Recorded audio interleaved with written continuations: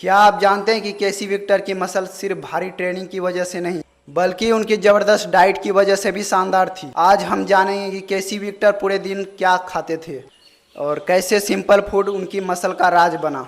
तो केसी विक्टर अपने ब्रेकफास्ट मील में लेते थे। सुबह उठकर सबसे पहले लेते थे 5 से 6 अंडे और उसके साथ में फ्रूट्स वगैरह या सैलेड वगैरह लेते थे और साथ में लेते थे दूध। अंडों से उन्हें हाई प्रोटीन मिल जाता था, अतिरिक्त प्रोटीन और कैलोरी मिलता था। फलों से और वेजिटेबल से कार्बोहाइड्रेट और विटामिन मिनरल्स मिलते जो कि पूरे दिन की एनर्जी बनाए रखने में मदद करते थे। तो चलिए इस मील को खा लेते हैं और दिखाते हैं नेक्स्ट मील।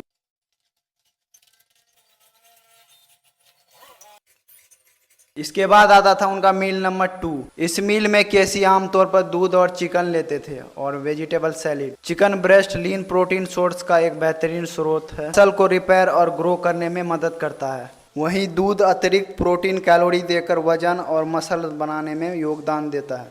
तो चलिए इस मील को भी खा लेते हैं और दिखाते हैं आपको नेक्स्ट मील।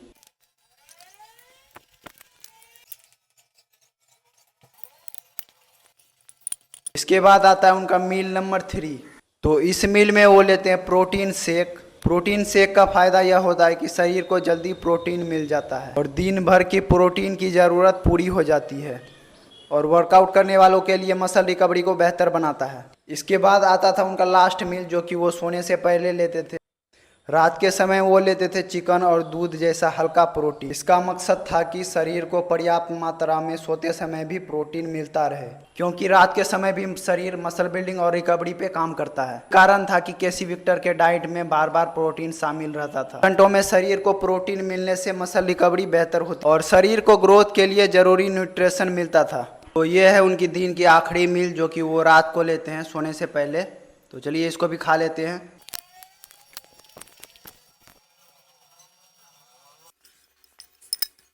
हालांकि याद रखिए केसी विक्टर एक प्रोफेशनल बॉडी बिल्डर थे। उनकी डाइट और कैलोरी ज़रूरत आम लोगों से काफ़ी ज़्यादा थी, लेकिन उनकी डाइट से एक बात ज़रूर सीखने को मिलता है। डाइट में भी पर्याप्त प्रोटीन और कैलोरी लगातार मिले तो आप भी शानदार मसल बना सकते हैं।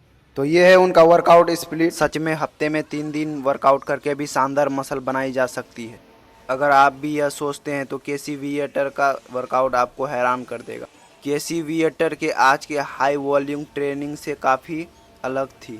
उनका फोकस था कम समय में ज़्यादा इंटेंसिटी लाना। वो आमतौर पर हर दूसरे दिन यानी कि हफ्ते में 3 दिन फुल बॉडी वर्कआउट करते थे। उनका शेड्यूल था सोमवार, बुधवार और शुक्रवार, और बाकी के दिनों में वो रेस्ट देते थे अपनी बॉडी को। उनके एक वर्कआउट सेशन से पूरे बॉडी को ट्रेन किया जाता था। वर्कआउट की शुरुआत करते थे वो सबसे पहले अपना वार्म अप करते थे, स्ट्रेचिंग करते थे अच्छे से ताकि मसल एक्टिवेट हो जाए और इंजरी के चांसेस कम हो जाते थे, क्योंकि उनका वर्कआउट था हाई इंटेंसिटी ट्रेनिंग। तो इससे जो है उनको हैवी से हैवी वज़न उठाना होता था। तो इसलिए वार्म अप करना बहुत ही ज़रूरी है इसमें अच्छे से, ताकि इंजरी के चांसेस कम हो। वर्कआउट की शुरुआत अक्सर लेग प्रेस से किया जाता था। इनके मतलब ज़्यादा से ज़्यादा रैप निकालते थे, 20 से 30 रैप। लेग एक्सटेंशन और स्क्वाट और कर्ल से पैरों को अच्छे से ट्रेन किया जाता था। और अपर बॉडी के लिए वो करते थे pullover, leg exercise, rowing और चिनअप्स, ताकि बैक पूरी तरह से डेवलप हो सके।